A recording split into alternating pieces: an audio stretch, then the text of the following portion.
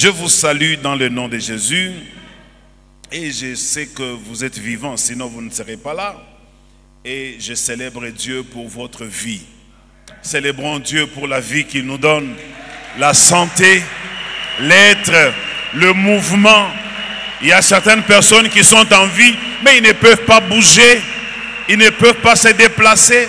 Mais à vous, Dieu, non seulement il a donné la vie, mais il a aussi ajouté le mouvement. Le mouvement. Que Dieu vous bénisse. Bien-aimés dans le Seigneur, je voudrais nous exhorter cet après-midi avec un message que j'ai intitulé « Tout ce que tu entreprendras te réussira ». Ah, tu as bien dit de dire Amen. Tout ce que tu entreprendras te réussira. Tu n'es pas de la race de ceux-là qui ont été envoyés pour échouer. Tu n'es pas de la race de ceux-là qui sont venus ici pour accompagner les autres. Toi, tu fais partie de ceux-là qui sont venus pour réussir. Et si cela n'est pas encore venu, ce n'est qu'un problème de temps. Un peu de patience et de persévérance, cela va arriver. La manière dont Dieu le fera, je ne sais pas. Quand est-ce qu'il le fera, je ne sais pas. Avec qui il le fera, je ne sais pas. Mais tout ce que je sais, il le fera. Que Dieu nous bénisse. Alors rapidement, nous allons lire deux textes. Le premier dans le livre de 1 Samuel chapitre 10, le verset 7. 1 Samuel chapitre 10, le verset 7. Et le deuxième texte, nous le lirons dans le livre des Juges, chapitre 5, le verset 7. Si Kankenza est là, il va nous faire ces deux lectures. Oui. Amen. Lorsque ceci, bon, dans ma version on dit, lorsque ces signes auront pour toi leur accomplissement, fais ce que tu trouveras à faire. Fais ce que tu trouveras à faire, car Dieu est avec toi. C'est comme ça que j'ai intitulé mon message de ce soir. Donc, tout ce que tu entreprendras te réussira, parce que Dieu est avec toi. Quels sont les signes qui vont arriver pour que tu sois convaincu? Ce sont ces signes que je vous ai donnés les dimanches. Quand ces signes vont arriver dans votre vie, cela voudrait dire que le Seigneur est avec vous. Alors, tout ce que vous trouverez à faire, faites-le. Et je dis, tout ce que vous entreprendrez, vous réussirez. Amen. Alors, je dis encore, dans le livre de Juges, chapitre 7, le 5, le verset 7, ça sera notre texte de base. Juges, chapitre 5. Juges chapitre 5, le 7e verset, nous lisons. Le verset 7. Le chef était sans force en Israël. Les chefs étaient sans force en Israël. Sans force. On insiste. On dit une chose deux fois. Les chefs étaient sans force en Israël. Sans force. C'est que c'était sérieux, c'était grave. Comme je me suis levé, moi, Déborah. Quand je me suis levé, moi, Déborah, quand je me suis levé comme une mère en Israël. Une deuxième fois, quand je me suis levé comme une mère en Israël. Parole du Seigneur au nom de Jésus-Christ. Bien-aimés dans le Seigneur, je vous rappelle que nous allons parler sur tout ce que tu entreprendras, te réussira. Je voudrais parler à quelqu'un ce soir. Je voudrais lui dire quelque chose qui peut peut-être révolutionner sa vie. Parce que la parole de Dieu, quand elle a été envoyée à l'humanité, ce n'était pas seulement pour qu'on nous apprenne les histoires du passé.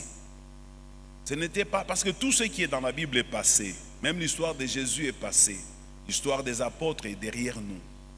Donc l'objectif de la Bible, ce n'était pas de nous révéler une histoire comme on lirait l'histoire de Napoléon. L'objectif de la Bible, c'est de nous doter des capacités pour atteindre les objectifs avec Dieu. Alors ici, le texte que nous lisons nous parle d'une certaine femme qui s'appelait Déborah. Déborah était juge en Israël. Mais comment Déborah est-elle devenue juge en Israël?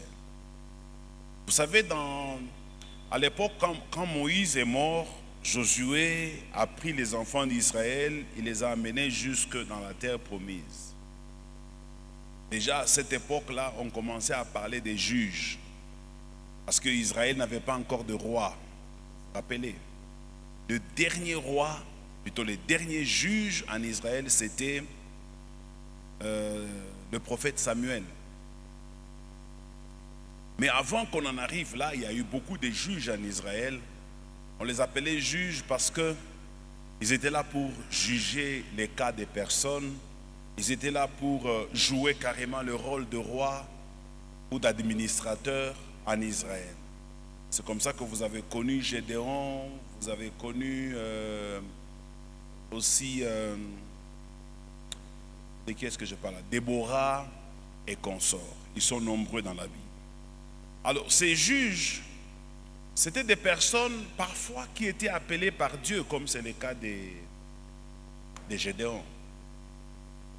Mais parfois ce sont des personnes que Dieu n'a pas appelées. Ce sont des personnes qui ont compris tout simplement que la situation nécessitait une intervention. Et de tous les juges en Israël, il n'y a eu que 2 juges qui ont été un peu spéciaux ou spéciaux. Les 2 juges sont Déborah et Samuel. Tous les autres juges, c'était les soldats, les guerriers, les combattants. Ils faisaient tout avec militairement, ils se battaient. Sauf Déborah. En plus, c'était une femme qui n'était que prophétesse, et Samuel, qui était aussi prophète. Maintenant, pourquoi je suis en train de pingler ces 2 catégories de juges? C'est pour vous révéler que Déborah, elle était d'abord mariée. Ici, je vais ouvrir une parenthèse pour dire aux femmes, le mariage ne peut pas être un obstacle au ministère. Le mariage ne peut pas t'empêcher de servir Dieu. Le mariage ne peut pas être un frein au développement de l'Église. Chez nous en Afrique, peut-être pas en Afrique, mais ce que j'ai constaté dans cette Église, les gens sont zélés en train de servir Dieu, surtout quand ils sont encore célibataires. Les hommes comme les femmes. Ce n'est pas que les femmes. Quand la femme se marie, la charge du mariage ne lui permet plus d'être au service de Dieu. Et l'homme également, quand il se marie, la charge de la femme et des enfants, de la maison et tout ce qui vient avec, il a plus de temps qu'il justifie pour aller chercher de l'argent afin de subvenir aux besoins de sa famille, ce qui n'est pas mauvais. Mais cependant, il oublie fois l'œuvre pour laquelle le Seigneur l'a appelé. Ça, c'est une maladie que je constatais, je disais, si pas en Afrique, peut-être dans cette église. Alors, Déborah était une femme mariée, certainement aussi mère des enfants. Mais cette femme, en plus d'être mariée et mère des enfants, elle était aussi prophétesse. C'est-à-dire, prophétesse n'est pas une fonction, plutôt un titre, voulais-je dire, mais c'est une fonction. C'est-à-dire qu'elle était en exercice. Elle n'était pas prophétesse en nettoyant les habits de son mari. Elle n'était pas prophétesse en préparant le foufou à ses enfants. Elle était prophétesse parce qu'elle travaillait pour Dieu en prophétisant. Autrement dit, elle avait un ministère. En plus d'être mère, mariée, elle était aussi prophétesse. quel que soit le nombre d'activités que tu peux avoir dans ta vie, quel que soit, je répète, le nombre d'occupations que tu peux avoir dans ta vie, tout cela ne peut pas t'empêcher d'être au service de Dieu. Enlevez ça de vos têtes. Devant Dieu, je disais ça aux serviteurs dans le bureau. Je leur dis, je vais vous le dire aussi, je crois vous l'avoir déjà dit une autre fois. Le jugement que Dieu exercera sur nous, vous pensez beaucoup plus parce que ça sera en rapport avec notre vie, par la manière de nos péchés ou de notre sanctification. Jamais. Ça ne sera pas par rapport à ça. Le jugement que nous recevons de Dieu, ça sera par rapport à qu'as-tu fait de la vie que je te donnais. Et quand Dieu te donne la vie, c'est pourquoi j'ai dit célébrons la vie que Dieu nous donne. Et quand Dieu t'envoie sur terre et que tu vis jusqu'à cet âge, alors que d'autres n'ont pas eu cette occasion, à la fin de cette vie qui ne t'appartient pas d'ailleurs, Dieu te redemandera qu'as-tu fait de la vie que je te donne. Si tu viens expliquer à Dieu, j'étais une mère au foyer en train de pondre les enfants, il reviendra à Dieu d'apprécier. Si c'est uniquement pour cela qu'il t'a envoyé sur la terre. Mais moi, personnellement, j'en doute qu'il en soit ainsi. Dieu nous jugera sur base de ce que nous avons fait, qui soit bénéfique pour lui, bénéfique pour l'humanité et pour l'Église. Qu'as-tu fait de ta vie? Déborah, ayant compris cela, elle a commencé à faire un constat. À cette époque-là, Israël était envahi par une nation qui était à l'époque la plus grande, qu'on appelait les Madianites. Ils étaient très forts militairement. Ils ont commencé par bloquer le chemin de sortie d'Israël. Et ce chemin-là, c'est celui qui permettait à Israël d'aller faire le commerce. C'est par ce chemin-là qu'Israël allait vers le champ. C'est par ce chemin-là qu'Israël pouvait aller enterrer les morts. Et ce chemin a été, je cherchais un terme militaire là. Bon, ils ont pris ce chemin-là, empêchant ainsi aux enfants d'Israël de l'utiliser. Ça, c'était la première chose qui s'est passée à l'époque de Déborah. La deuxième chose qui s'est passée à l'époque de Déborah, c'est que les enfants d'Israël commençaient à avoir de petits problèmes. Souffrez parce que notre baffle est en train de nous dire au revoir, il est en train de céder. Heureusement que Dieu nous a fait grâce, nous en avons acheté d'autres. Prions seulement que ça arrive vite. Alors, je disais, les enfants d'Israël, dans la vie qu'ils étaient en train de mener, ils ont commencé à développer aussi des conflits internes. C'est-à-dire des conflits entre différentes tribus.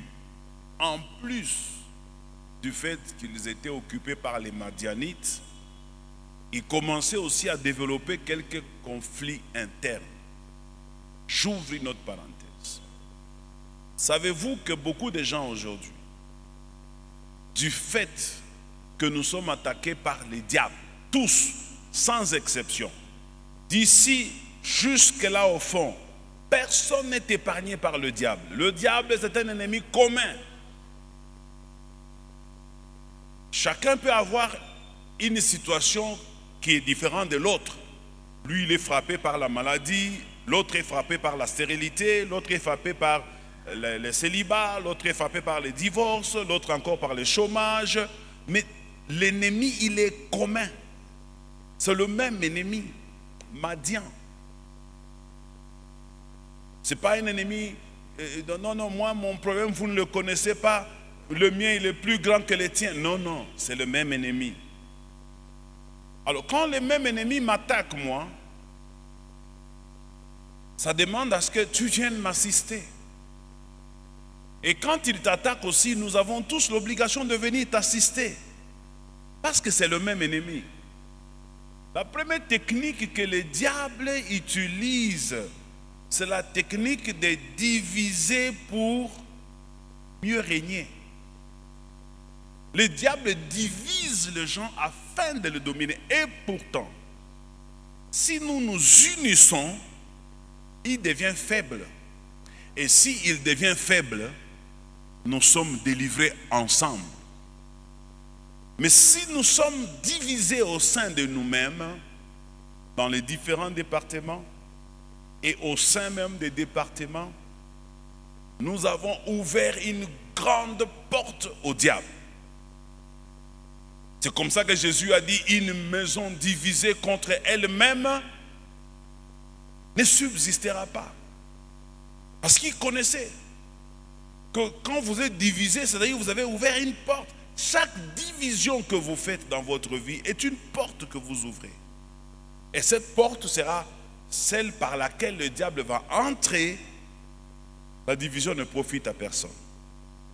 Dès qu'il est entré, il est entré pour nous tous. Que j'ai eu raison, que j'ai eu tort. Mais le fait de nous diviser, quand lui il entre, il ne cherche pas qui a raison et qui a tort. Il frappe tout le monde. C'est comme des brebis qui sont en train de se disputer dans leur enclos. En se disputant, ils ne tiennent plus compte de la sécurité et le loup entre. Le loup, quand il entre dans la bergerie, il ne saura pas qui était à la cause de la dispute, qui a été innocent. C'est comme ça que la Bible dit, il rôde autour de nous comme un lion rugissant, cherchant qui dévorer. Il rôde autour de quelqu'un. Non, autour de nous tous. Donc il est là en train de rôder autour de nous tous pour chercher qui va ouvrir la brèche, qui va ouvrir la porte, qui va permettre que j'entre. Et dès qu'il entre, il ne choisit pas. Là, c'est Walwanji, Walwanji. Quelqu'un me donne un bon amen. Et Déborah, quand il va constater cela, la première activité qu'elle va faire, c'est d'abord de faire taire les discussions et les divisions au sein des enfants d'Israël. C'était la première technique. Faire taire les divisions au sein d'Israël. Et la deuxième chose qu'elle va faire, elle va décider de susciter des gens qui étaient héros, mais qui s'ignoraient, qui étaient des vaillants, mais qui étaient affaiblis.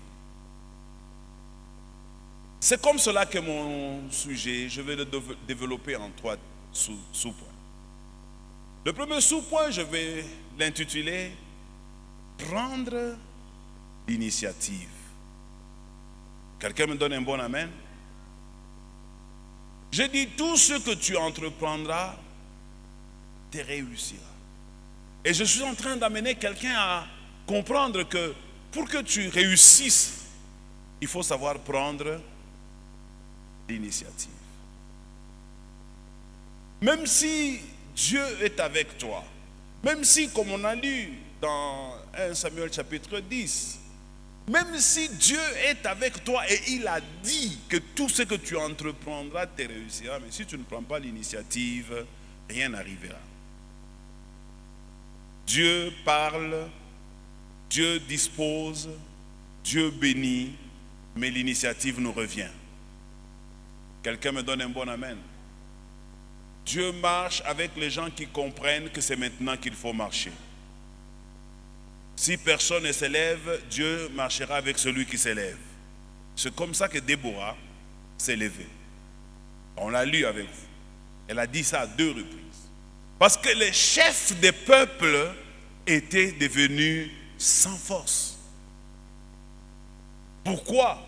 À cause de la division, à cause de l'ennemi. Maintenant, il y a un autre élément qui va s'ajouter à la faiblesse des peuples d'Israël. C'est l'idolâtrie. l'idolâtrie, les enfants d'Israël vont commencer à aller chercher du secours ailleurs. Vous savez, chaque fois que quelqu'un est dans une difficulté dans sa vie et qui n'arrive pas à satisfaire cette difficulté ou à la résoudre, tout le monde, sans exception, moi y compris, nous sommes tentés d'aller chercher les secours ailleurs. Parce que l'homme dans sa nature, il n'aime pas la mort, il n'aime pas la défaite, il n'aime pas la perte. Par conséquent, nous sommes poussés à aller chercher d'autres initiatives ailleurs. Je veux dire à quelqu'un, si ça tarde, ne va pas ailleurs. Attends les secours de Dieu. Même si tu dois prendre l'initiative, prends l'initiative avec Dieu. Ne va pas prendre l'initiative en dehors de Dieu. Les enfants d'Israël, à cause du fait qu'ils ont vu que les problèmes étaient devenus criants, ils sont allés chercher d'autres secours, d'autres dieux. Et Déborah a constaté ça aussi. C'est comme ça que Déborah va attaquer aussi l'idolâtrie. L'idolâtrie, c'est quoi? L'idolâtrie, c'est quand dans une église comme Bread of Life, les gens commencent à s'identifier par rapport à leur groupuscule. L'idolâtrie, c'est aussi quand les gens commencent à abandonner l'image de Dieu au profit de celle des hommes. Parce que celui qui nous réunit ici, c'est Dieu. Soyez sûrs, mes amis, n'eût été Dieu, nous ne serons jamais ensemble, vous et moi. Peut-être je ne sais pas où vous serez, vous aussi vous ne savez pas où je serai. C'est Dieu qui nous a tirés des différents endroits, qui nous a mis ensemble. Celui qui doit être notre centre d'intérêt. Aucun homme ne peut le remplacer. Nous tous, nous sommes ses sujets, nous lui appartenons et nous lui obéissons. Quelqu'un me donne un bon amen? La plus grande difficulté que nous avons quand nous voulons prendre des initiatives, c'est que nous voulons le prendre sans Dieu.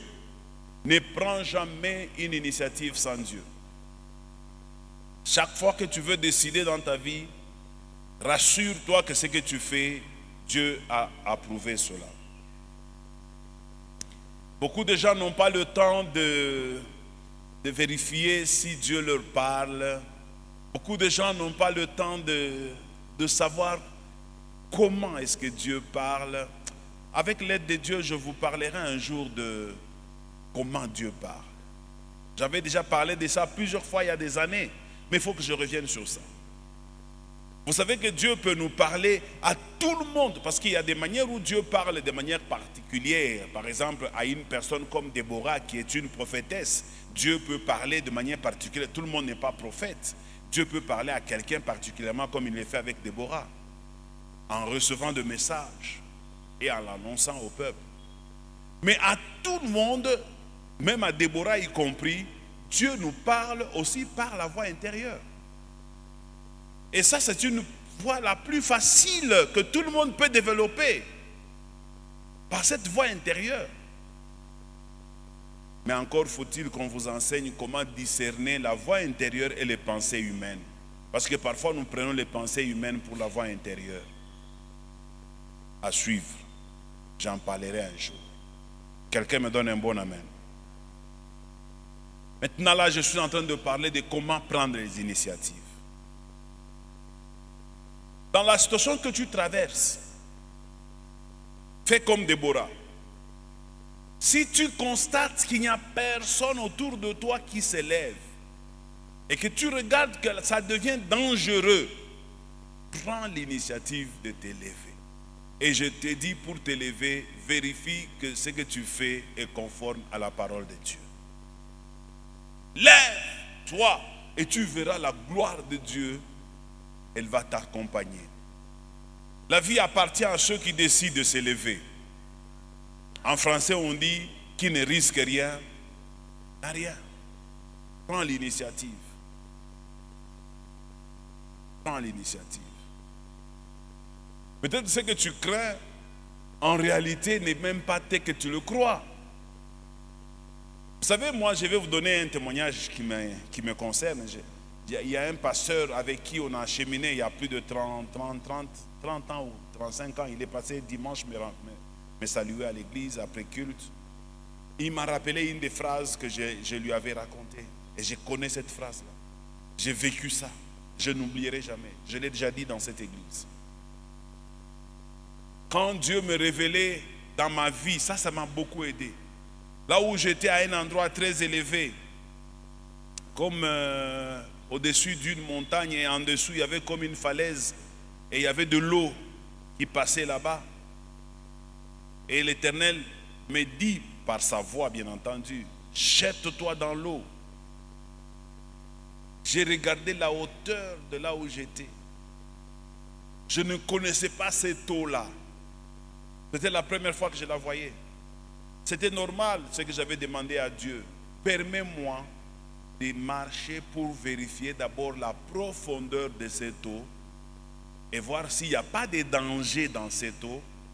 Après, je reviendrai pour faire ce que tu me dis.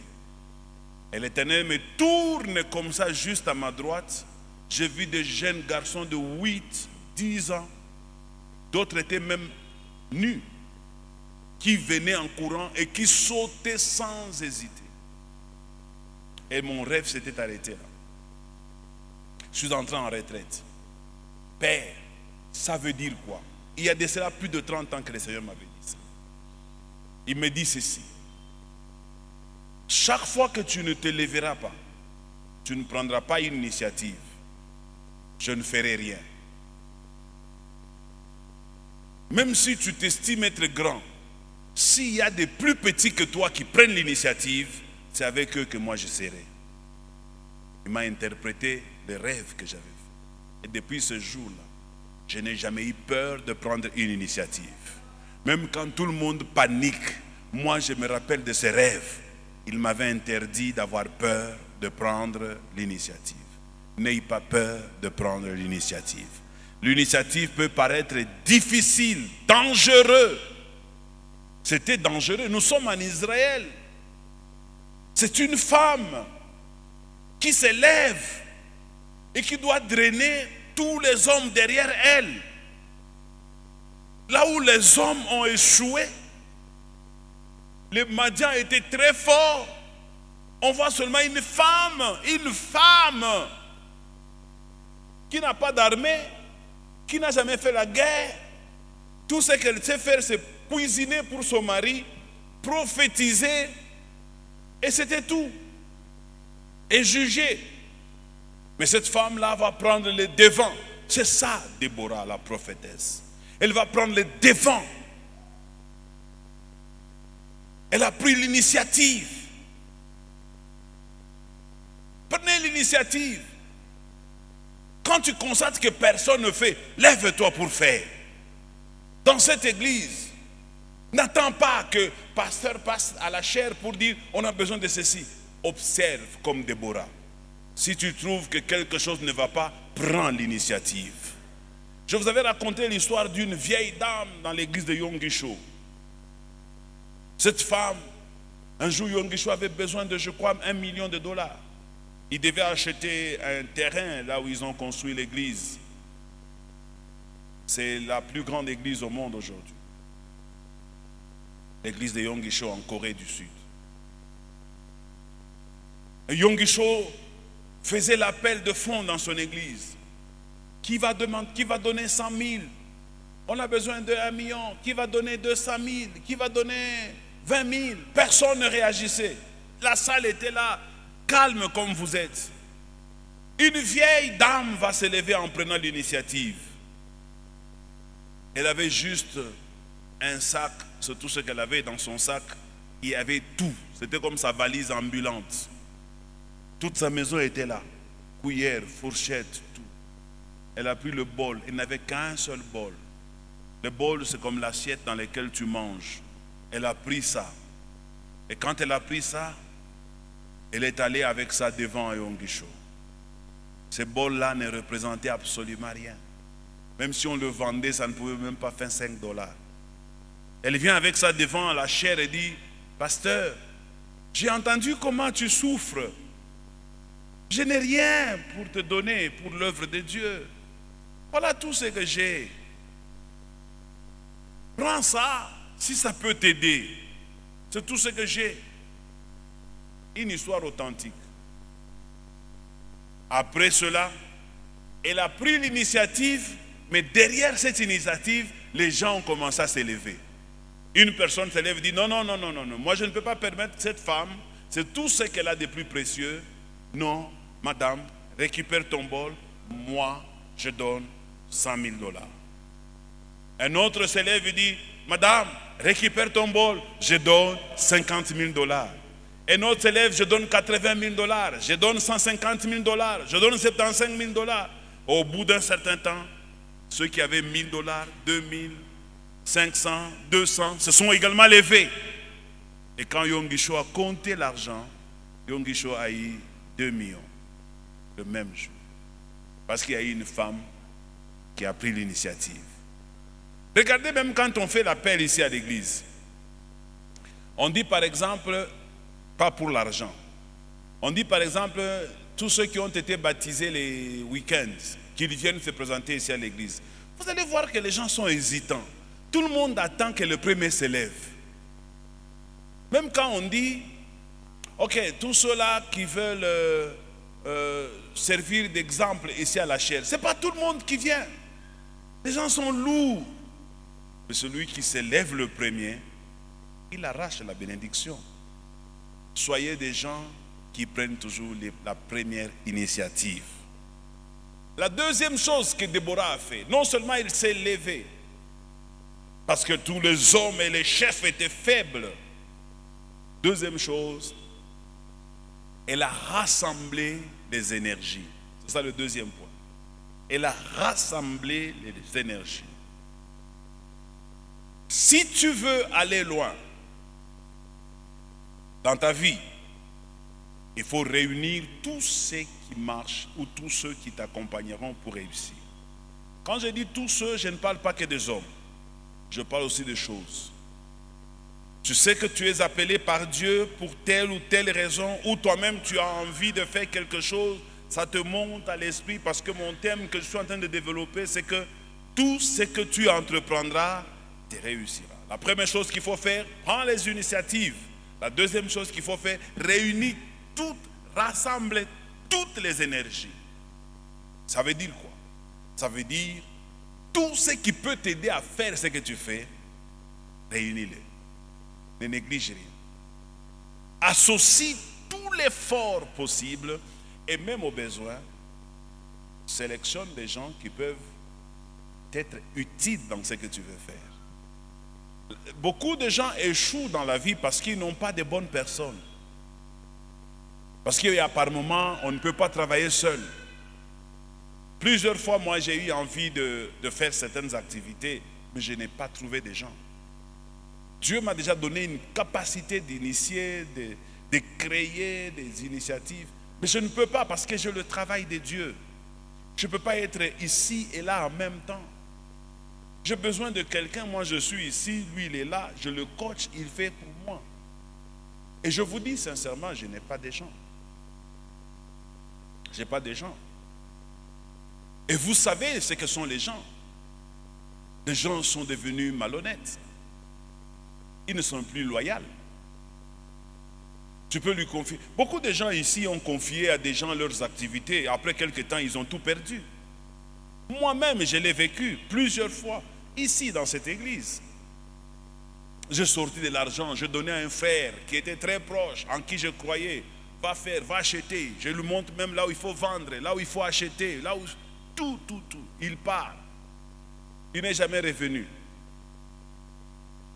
Un autre, c'était un papa, très respectueux. Quelques-uns le connaissent ici. Tous les anciens le connaissent. Il nous fait des promesses ici. Il dit, moi, je connais, pasteur, j'ai travaillé là-bas, on va faire des affaires. C'est vrai, papa? Oui, un papa plus âgé que moi. On rassemble les énergies. On lui donne. Tôt.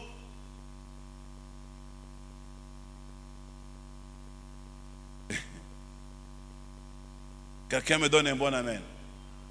Un autre, je lui dis, bon, je vais acheter un véhicule. Non, moi je travaille dans une agence. On peut faire cette affaire-là. Oh, c'est vrai, c'est combien? Non, à peu près 9 000.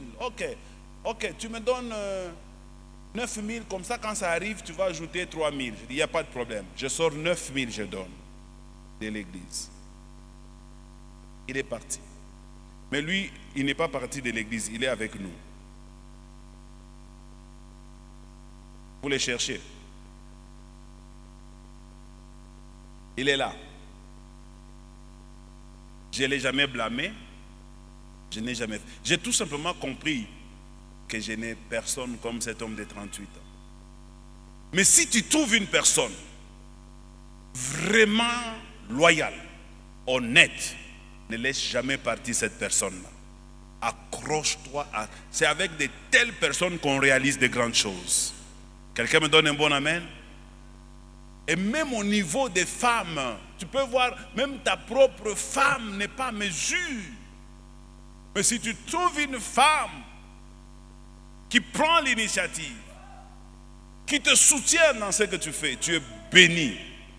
Tu es vraiment béni. Accroche-toi à cette personne. C'est comme ça que Déborah va aller chercher un homme qui s'appelle Barak. C'est de là qu'on a sorti le nom de Barack Obama. Elle est allée voir un homme qui s'appelle Barak. Barak, c'était un homme de guerre, mais qui se cachait à cause de la présence des Madians. Elle est allée négocier avec Barak. Elle dit, Barak, écoute, le Seigneur m'a convaincu de me lever. Dieu ne lui a pas dit de se lever, mais elle a senti la conviction de se lever. C'est comme ça que je me suis levé. Je veux aller me battre pour la délivrance d'Israël. Mais je ne veux pas le faire. Je veux te donner toutes les techniques et les stratégies que j'ai afin que toi tu le fasses pour moi. Balak a dit, est-ce que tu es sûr de ce que tu dis? Elle dit oui. C'est le temps de se lever. On peut libérer Israël. Balak dit, j'accepte, mais à une condition. Que tu sois avec moi. Pourquoi Balak pose cette condition? Parce que Balak savait que Déborah est une prophétesse de Dieu et que si Déborah l'envoyait seule au front, il peut aller mourir là-bas. Mais si Déborah accepte de l'accompagner, c'est-à-dire elle est sûre de la chose qu'elle dit. Déborah a dit, il ne faut pas que je vienne avec toi. Si je viens avec toi, je vais t'arracher la vedette. Tout le monde saura que c'est moi. Il faut que moi je m'efface et que toi tu apparaisses. C'est comme ça que Barak va sortir, encouragé par Déborah. Il va aller et il va se battre contre Sisera, qui était le roi des Madians, un chef d'armée très fort comme David à l'époque. Et mon troisième et mon dernier point que je développe ce soir, refuse d'abdiquer. Je vais expliquer ça. Refuse d'abdiquer. C'est-à-dire, n'accepte pas de se faire écraser. N'accepte pas de te faire dominer. N'accepte pas on t'arrache ta bénédiction et tu regardes avec les yeux. N'accepte pas. Tu es un enfant de Dieu. Les promesses de Dieu sont sur toi. Dieu a dit, tout ce que tu entreprendras, tu réussiras. N'accepte pas de te faire écraser. N'accepte pas de rester là et tu constates qu'on est en train de tout te prendre. Ce qui m'a aidé dans ma vie, les jours où je me suis dit, ça serait comme une malédiction pour moi de vivre dans une province comme celle-ci. À l'époque, le Katanga était encore réuni. Et de demeurer dans l'état où j'étais. Hier, j'ai regardé certaines vidéos de l'époque avec mes enfants. Je me suis vu comment j'étais. J'ai pleuré. J'ai eu des larmes qui ont coulé de mes yeux. Je me suis vu comment j'étais. Je dis, c'est pas possible. C'est pas possible. C'est à cette époque-là que j'avais dit, non, non, non, ça doit changer. Comment je peux marcher sur un territoire riche et demeurer pauvre? Comment? Il faut que quelqu'un se lève et qu'il refuse. Qu'il rassemble toutes les énergies. Je te dis, tout ce que tu entreprendras, te réussira. Tu es déjà béni. Dieu t'a déjà béni. Tu es capable de réaliser tout. Il n'y a rien qui peut te résister. Mais tout ce qui te reste, c'est de prendre l'initiative, de réunir les énergies et de refuser la situation que tu traverses. Je préfère, comme les hommes disent, je vais vous le dire aussi, je préfère encore mourir en train de me battre que de mourir en train de regarder. Quelqu'un a compris ça? Je préfère mourir au front en train de me battre pour ce que je dois faire, en prenant les initiatives, en réunissant toutes mes énergies, que de rester en croisant les bras et en attendant que la mort vienne me prendre. Je refuse. Et j'avais refusé ce jour-là. Et je commence à me battre. Je me dis non, ça va changer. Avec Dieu, nous ferons des exploits et il écrasera nos ennemis devant nous. On peut se tenir debout.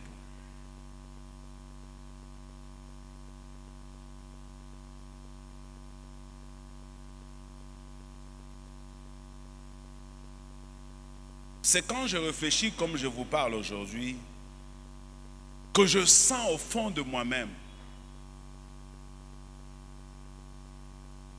que ceux qui travaillent pour les autres, réfléchissez bien. Réunis les énergies. Prends l'initiative. Refuse l'esclavage, la dépendance, l'abdication. Je n'abdiquerai pas. Je préfère mourir au front, arme à la main, que de rester les bras croisés et de siffler à longueur de journée, attendant que la mort me surprenne. Est-ce qu'il y a quelqu'un qui décide de refuser aussi? Parce que la motivation vient d'où?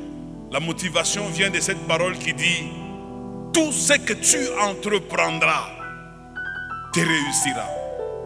Pourquoi je dois être dans cette situation? Pendant que la parole dit: tout ce que tu entreprendras. À qui est-ce que cette phrase a été dite?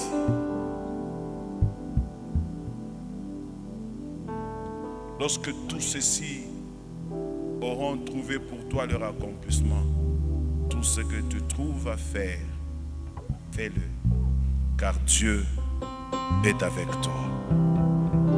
Dieu ne viendra pas devant toi pour dire: mais voici, allons-y maintenant. Non, tout ce que tu trouves à faire après cette prédication, fais-le. Comment est-ce que tu sauras que tu es avec Dieu? Je sais, quelqu'un me dit: pasteur, j'avais déjà essayé. Essaye encore. Peut-être tu as mal essayé. Vous connaissez l'histoire d'Edison? Edison, celui qui nous a créé les ampoules. Il a échoué plusieurs fois. On estime à 99 fois qu'il a échoué. Mais à la 100e fois, il a réussi. S'il avait arrêté à la 80e fois, toi tu n'as échoué que 2 fois et déjà tu renonces. Il n'est pas dit puisque Dieu a parlé, ça sera facile. Il n'est pas dit puisque Dieu est avec moi, donc tu vas marcher comme dans des beurres. Même si Dieu a dit qu'il est avec toi, c'est en te battant que Dieu te donnera la victoire.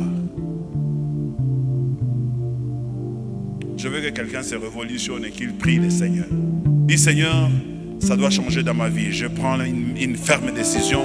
Je dois me lever. Je ne dois pas rester les bras croisés. Je dois prendre les initiatives. Je dois réunir toutes les énergies en moi. Et je vais marcher on va aller de l'avant, on va se battre, ça va marcher, ça va aller. Moi, je prends cette résolution. Prie le Seigneur, prie le Seigneur, prie encore. Avant de prier pour vous, on ne va pas lire. Je vais vous dire quelque chose. Vous savez que... Éteins d'abord mon... Vous savez que... Peut-être que vous n'avez jamais fait très attention. La Bible dit, tout est possible. On dit quelque chose ou bien tout. Tout ce que tu entreprendras te réussira et tout est possible à celui qui croit. Et puis on dit rien n'est impossible à Dieu. Or, rien et tout jouent le même rôle devant cette phrase-là. Tout est possible à celui qui croit, rien n'est impossible à Dieu. Rien, parce qu'il y a la négation, rien n'est. Tout est. Mais c'est la même phrase. C'est la même phrase, ici on l'a utilisée avec une négation. Là-bas on l'a utilisée avec une affirmation. Ici on dit tout est, c'est une affirmation. La même phrase, rien n'est impossible. Tout est possible. C'est la même phrase. C'est-à-dire ce que Dieu peut faire, je peux le faire. Si vous croyez que rien n'est impossible à Dieu, donc moi aussi rien n'est impossible à moi. Si tout est possible à Dieu, c'est que tout est possible aussi à moi. Lève les mains, je vais prier pour toi. Adonai El Shaddai, je bénis ce peuple. Je les recommande entre tes mains. J'ai parlé, j'ai fait mon travail. Le reste, c'est le Saint-Esprit qui va continuer à susciter des généraux. Comme Déborah a suscité Barak, je veux aussi susciter des Barak ici. Je veux que les gens s'élèvent, les femmes s'élèvent, qu'ils sortent de la torpeur, que les gens bravent le défi, que les gens affrontent l'ennemi et que les gens affrontent leurs montagnes et qu'ils puissent les surmonter avec l'aide de l'Éternel. Vous êtes bénis au nom de Jésus. Allons dans la paix du Seigneur. Que Dieu continue à nous bénir.